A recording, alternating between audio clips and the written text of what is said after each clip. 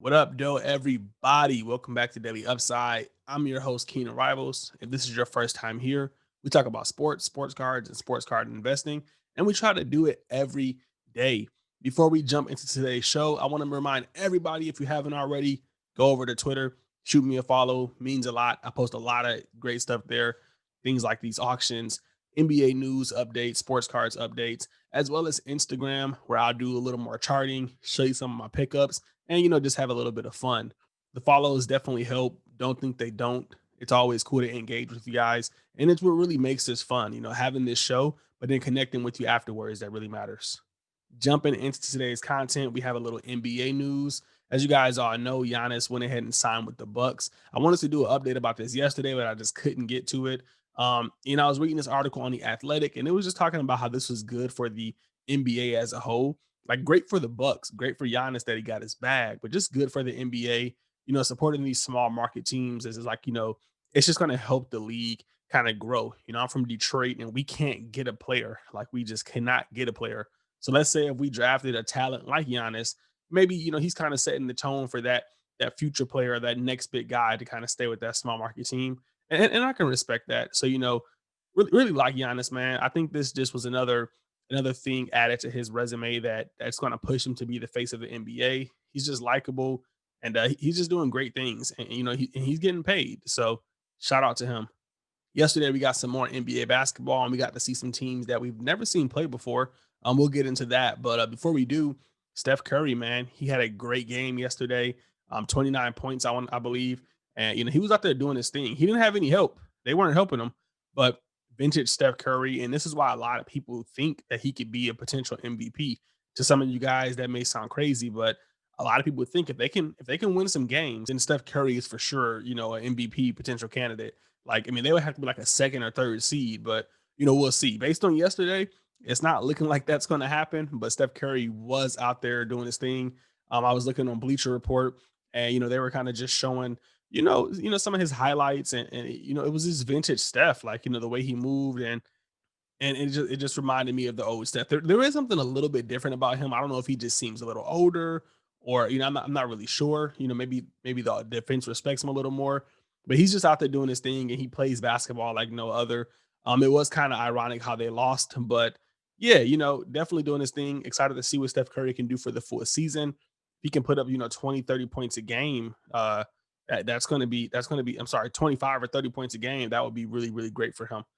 Another, kind of standout player we saw, he looks exhausted right there. Another standout player that we saw was Joel Embiid. He did his thing yesterday as well. This was the first time we got to see Philly play. Ben Simmons looked pretty solid out there, kind of, creating the offense. And, they had a lot more spacing. You had to get out there and you had to guard Seth Curry.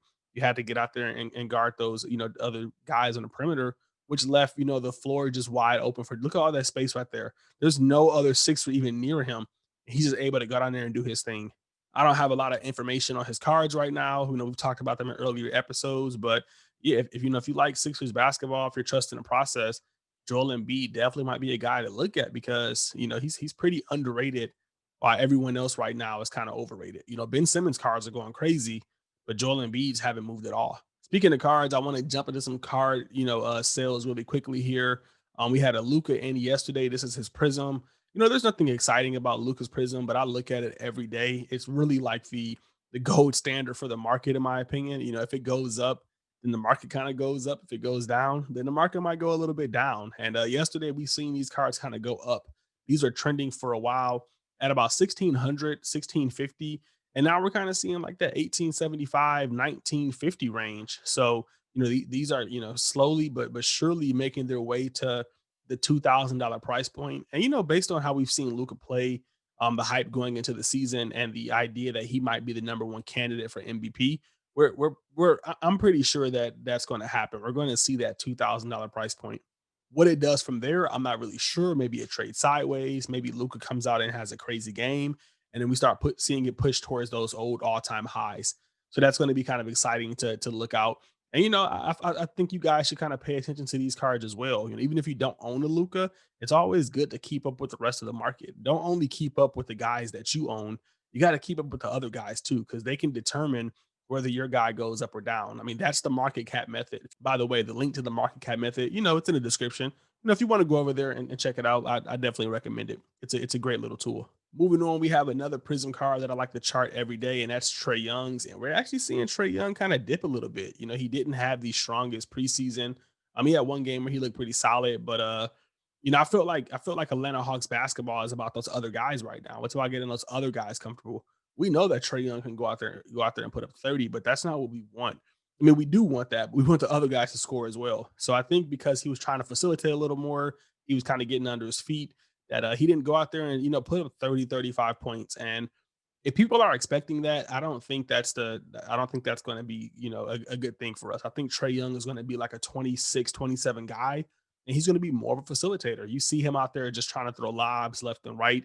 A lot of people don't actually watch basketball. They just look at the stats. So they don't see like what's actually going on. So yeah, his cards took a healthy dip.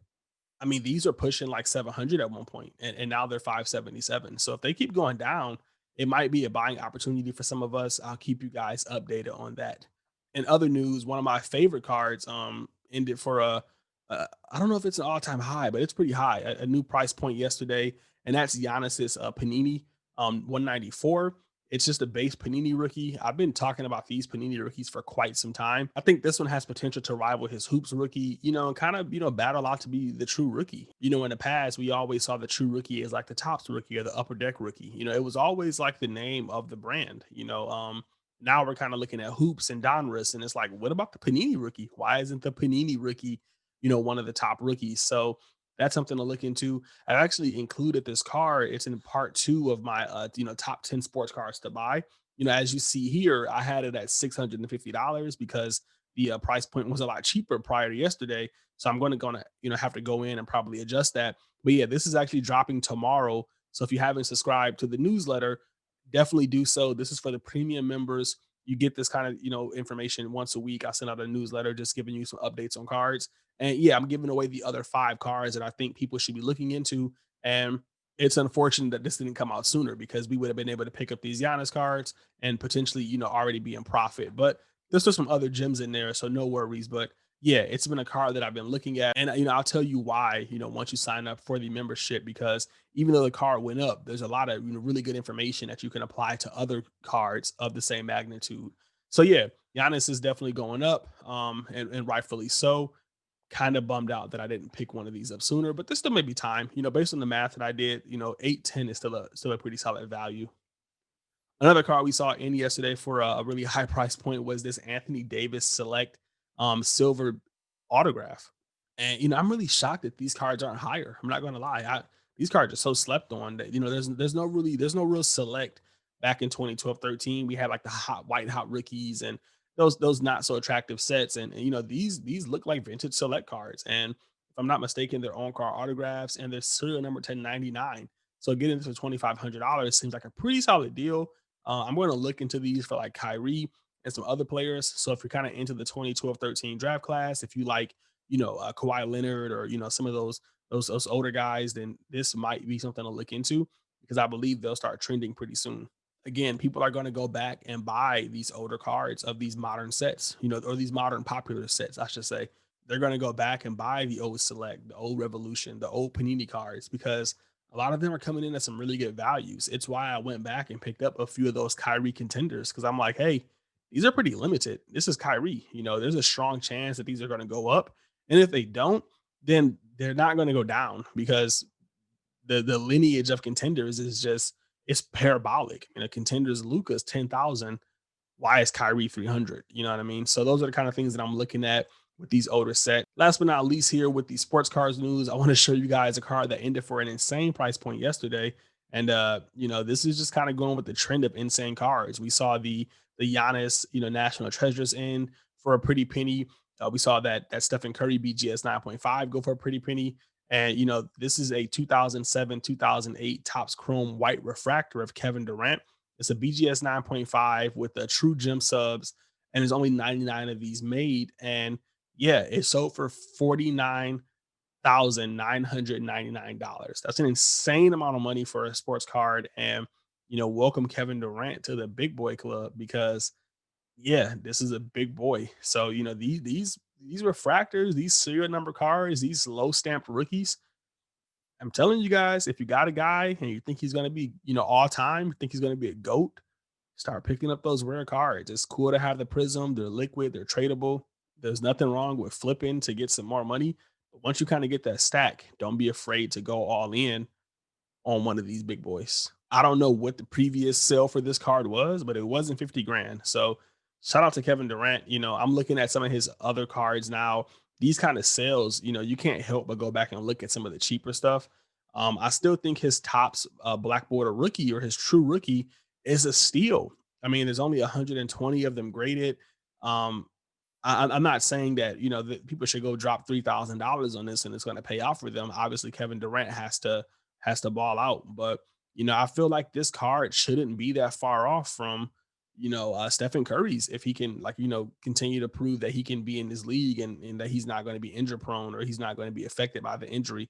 So I think there's some market confusion going on with this card because we do have that white border rookie and it seems so liquid, but these black borders are prime and I think you guys should be checking them out. There's also his Topps Chrome rookie, which is going for an okay amount. We've seen it move up 6% over the last 3 months or so. They're kind of going for like $4,600, and that seems fair given the pop report. I do think that if he continues to play well, we can kind of see a push to like those that five, six, $7,000 range. So that'd be kind of interesting to see how it plays out with Kevin Durant. He'd have to play really well, but yeah, I'm picking up a few KD cards. I'm bullish on him. I feel like if he doesn't, do too well, then they'll just kind of float around the same prices. I don't anticipate a Kevin Durant crash. So whenever a guy has high upside and low downside, that's always a good buy for me. Before we head out of here today, I did want to talk to you guys about what's going on over on StarStock. So the StarStock Invitational Basketball Championship is live, and they just reported this week's update. And I was happy to see that I was number two. Now, look, I didn't know that this was going to be like a live weekly update. I'll be honest with you guys, I must have overread that. But this Gavin Lee guy is crushing it. So yeah, essentially, what's going to happen here? You can go read this. They actually give a breakdown of what everybody is doing, so we can kind of see Gavin Lee. That's his at right there. He's been picking up some Taylor Horton Tucker cards, and he was kind of going all in. You can see he has 216 cards, so he's going for like some low value stuff with some nice upside, which is a good play because you know it can't go down. That's kind of what we alluded to. Like if you get some low value items that only have upside, it's really hard for them to go down. So at the very least, you just break even. And whatever he's been doing has been working for him. He's now at a $766 portfolio value. And your boy Keenan, I'm coming in second place. It's not first, but I'm not letting you guys down. We're nowhere near getting eliminated. We got Ziggy in there coming in at third. So people are doing their things. I'm a little disappointed to see like Joe Pompliano not really picking up anything. Kenny hasn't grabbed anything yet. I mean, those guys are super busy. So we'll probably see them hop in pretty soon here. Maybe they're just waiting to see how the preseason kind of plays out. Um, but yeah, nobody's too far off, and Gavin's just super ahead. So shout out to him. But yeah, if you guys want to read this article, it's going to tell you what everybody's investing in. I don't know who this is, but somebody's buying some Cam Reddish, somebody's buying Brandon Clark. So this is going to be really interesting for you guys to kind of look into because it shows you how we invest, and it's pretty much you investing without doing so. Like you can learn without actually making the actual investments. And for those of you who want to trade along, definitely check out StarStock. You can use the code Keenan Rivals to get $10 after your first deposit. That promo code is case sensitive, so you have to kind of use it how I type it out. But yeah, that gets you $10 and it gets me $10. So if you guys want to join, trade along with us, definitely do so. Use that code, get some free money and get some free cards.